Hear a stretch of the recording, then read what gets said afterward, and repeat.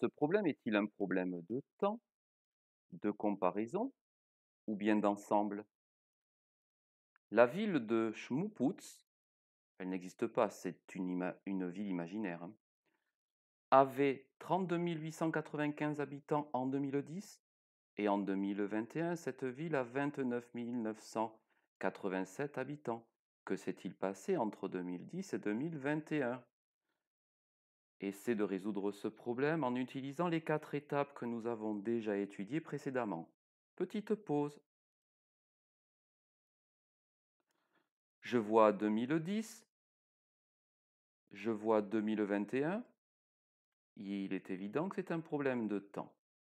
Je l'écris. Et voici la première étape de fait.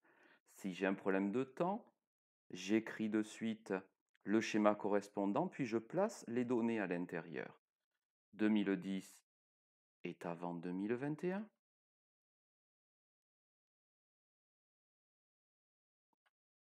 En 2010, il y avait 32 895 habitants. En 2021, 29 987. Que s'est-il passé? On voit bien que 32 895 est plus grand que 29 987. Donc cette ville a perdu des habitants. Oui, mais combien? Écrivons la troisième étape, l'étape des opérations.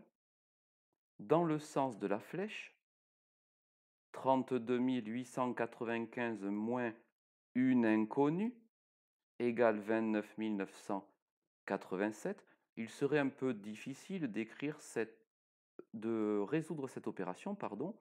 Ce que nous allons faire, c'est que nous allons nous rappeler que lorsqu'il y a une inconnue à l'événement, il s'agit de calculer, je ne sais pas si tu te souviens de ce mot, d'un écart. Voici comment on peut écrire cet écart. 32 895 moins 29 987. Essayons de le résoudre ensemble. 5 unités moins 7 unités, je ne peux pas l'effectuer de suite, je vais donc prendre une dizaine, il m'en restera 8. Et cette dizaine, je vais la transformer en unités, ça me fera 15 unités. 15 moins 7 unités égale 8 unités.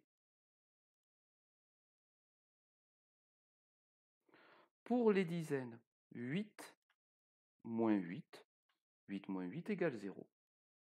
0 unité. Pour les centaines, 8 moins 9, je ne peux pas effectuer cette opération directement, je vais donc chercher une unité de 1000. Il m'en restera une. Et cette unité de 1000 que j'ai prise, je la retransforme en 10 centaines. Plus les 8 qui y étaient, 18. 18 centaines moins 9 centaines sont égales à 9, puisque 9 plus 9, 9 plus 9 égale 18.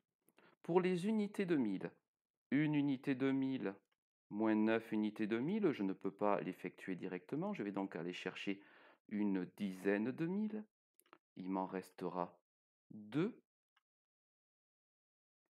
Et cette dizaine de 1000, je la transforme en 10 unités de 1000, j'en aurai donc 11. 11 unités de 1000 moins 9 unités de 1000 égale 2 unités de 1000. Et pour les dizaines de 1000, 2 dizaines de 1000 moins 2 dizaines de 1000 égale 0.